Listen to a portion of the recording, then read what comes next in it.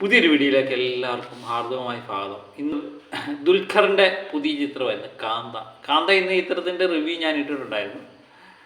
അത് ശരിവെക്കുന്ന കളക്ഷൻ തന്നെയാണ് മിക്കവാറും തിയേറ്ററിൽ നിന്നൊക്കെ നമുക്ക് കാണാൻ പറ്റുന്നത്. ഇന്നലെ അർദ്ധരാത്രി വന്ന പ്രീഫെയിൽ നോക്കുമ്പം ഏകദേശം 3 കോടി രൂപയാണ് ഇതിൻ്റെ പ്രീഫെയിൽ വന്നിരിക്കുന്നത്. അപ്പം ഇന്ന് 10 കോടി പിന്നിടുമോ എന്നുള്ളതാണ് നമ്മൾ നോക്കേണ്ടത്. പിന്നെ ഇതിൻ്റെ 3 കോടിയിൽ 2,70,00,000 ഇന്ത്യയിൽ നിന്നാണ് എന്നുള്ളതാണ് ഏറ്റവും വലിയൊരു പ്രത്യേകത. അതിൽ നിന്ന് 1,22,00,000 തെലുങ്കിൽ നിന്നാണ് ഒരു തമിഴ് ചിത്രത്തിന് നിൽക്കുന്നത്. കേരളത്തിൽ നിന്ന് 35 ലക്ഷം രൂപയാണ് ഇതിൻ്റെ പ്രീഫെയിൽ വന്നിട്ടുള്ളത്. അങ്ങനെയാണ് ഇതിൻ്റെ പ്രീഫെയിലുമായിട്ട് ബന്ധപ്പെട്ട വിശേഷങ്ങൾ. ഈ കളക്ഷൻ്റെ കാര്യം നോക്കുകയാണെങ്കിൽ ഇന്ന് 10 കോടി തികയ്ക്കുമോ എന്നുള്ളത് സംശയകരമാണ്. 10 കോടി എത്രയും പെട്ടെന്ന് തകർക്കട്ടെ അല്ലേ. അതുപോലെ കേരളത്തിൽ നിന്ന് പ്രീഫെയിലെടുത്ത് 35 ലക്ഷം കിട്ടിയ ഈ ചിത്രം ആദ്യ ദിനം 1 കോടി തികയ്ക്കുമോ എന്നുള്ളതും നമ്മൾ നോക്കി കാണുകയാണ്. പറ്റിയൊന്നും പ്രത്യേകിച്ച് അഭിപ്രായം പറയുന്നില്ല.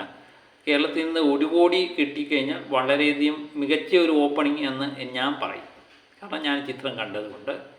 അതുപോലെ തെലുങ്കിൽ നിന്ന് മികച്ച രീതിയിലുള്ള കളക്ഷൻ നമ്മൾ പ്രതീക്ഷിക്കുന്നുണ്ട്. ആദ്യ ദിനം എനിക്ക് തോന്നുന്നു 10 കോടി കിട്ടുകയാണെങ്കിൽ കൊമ്പനൊരു തുടക്കം തന്നെയായിരിക്കാം ഉണ്ടാകുന്നത് എന്ന് തോന്നുന്നു. അത് കിട്ടാനുള്ള സാധ്യത വളരെയധികം കുറവാണ് എന്ന് തോന്നുന്നു. കാര്യം തിയേറ്ററിൽ നിന്നൊക്കെയുള്ള ചാർട്ടുകളൊക്കെ എടുത്തു നോക്കുമ്പോൾ പ്രത്യേകിച്ച് കേരളത്തിലെ തിയേറ്ററുകളിലെല്ലാം ശോകമായ അവസ്ഥയാണ്. ബുക്ക് മൈ ഷോയിൽ ബുക്കിംഗ് നോക്കുമ്പോൾ ഒരു പാൻ ഇന്ത്യൻ ചിത്രങ്ങൾക്ക് ശരാശരി 5000 ടിക്കറ്റൊക്കെയാണ് ഈ മണിക്കൂർ വിറ്റ് പോകുന്നത്. പലപ്പോഴും 2000, 3000 ടിക്കറ്റിലേക്ക് നിൽക്കുന്നു എന്നുണ്ട് എന്നുള്ളത്. അപ്പം ഓൾറെഡി ചിത്രവുമായിട്ട് ബന്ധപ്പെട്ട ഓഡിയൻസിൻ്റെ ഒരു പൾസ് നമുക്ക് ഇതിൽ നിന്ന് തന്നെ മനസ്സിലാകും. കാരണം ഒരു തമിഴ് ചിത്രം തെലുങ്കിൽ മികച്ച രീതിയിൽ മാർക്കറ്റ് വാല്യൂ ഉള്ള ഒരു നടനാണ് നമ്മുടെ സമുദ്രക്കനി ആയാലും ദുൽഖർ ആയാലും. അതുപോലെ മലയാളത്തിലെ മികച്ച ഫാൻ ബേസുള്ള നടനാണ്. അപ്പോൾ ഈ 3 ഭാഷയിൽ അങ്ങനെ ഒരു പാൻ ഇന്ത്യൻ സ്റ്റാർ എന്ന് അദ്ദേഹത്തിൻ്റെ ആരാധകർ സ്വയം വിശേഷിപ്പിക്കുന്ന ആ സ്റ്റാറിൻ്റെ പടത്തിന് ഈ രീതിയിലുള്ള കളക്ഷൻ പോരാ എന്ന് തോന്നുന്നു. അപ്പം 10 കോടി തികയ്ക്കുമോ ഇല്ലയോ എന്നുള്ളത് നമ്മൾ കണ്ടു തന്നെ അറിയണം. ഞാൻ നേരത്തെ തന്നെ പറഞ്ഞിട്ടുണ്ടായിരുന്നു, ഈ ചിത്രവുമായിട്ട് ബന്ധപ്പെട്ട് നമുക്ക് തോന്നുന്നത് ഒരു ഫ്ലോപ്പിച്ച് പോകുന്ന ചിത്രം തന്നെയാണ്. ഇത് എല്ലാവർക്കും ഇഷ്ടപ്പെടണമെന്നൊന്നുമില്ല.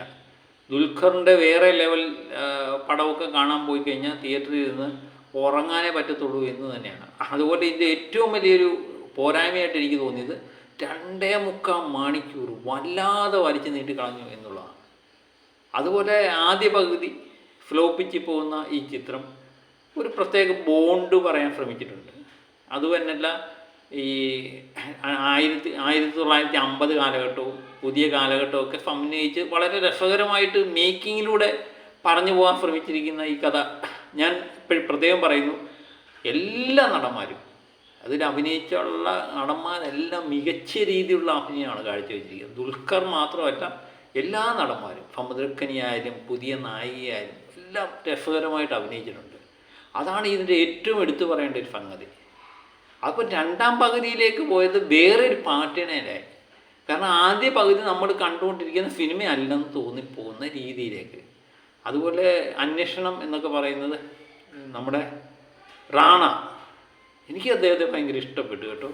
പക്ഷെ അദ്ദേഹത്തിൻ്റെ സ്റ്റൈല് എന്നൊക്കെ പറയുന്ന പഴയ ഷെർലക് ഹോംസ് ചിത്രങ്ങളിലൊക്കെ കാണുന്ന നോവലൊക്കെ വായിക്കുന്ന ആ രീതിയിലൊക്കെയാണ് അന്വേഷണമൊക്കെ ആയിട്ട് മുന്നോട്ട് പോകുന്നത്.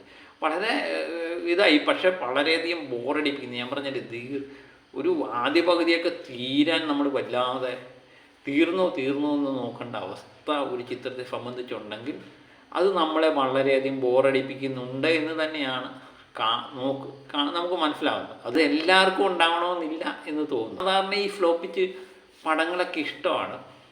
പിന്നെ പക്ഷേ ഈ പടത്തിന് എന്തോ ചില പോരായ്മകൾ ഇതുണ്ട്. അത് തിരക്കഥയുടെ കെട്ടുറപ്പ് തന്നെയാണ്. പ്രത്യേകിച്ച് 2ാം പകുതി വളരെയധികം പ്രശ്നം. പക്ഷേ ക്ലൈമാക്സൊക്കെ മികച്ച രീതിയിൽ കൊണ്ട് അവതരിപ്പിക്കാൻ പറ്റിയിട്ടുണ്ട്.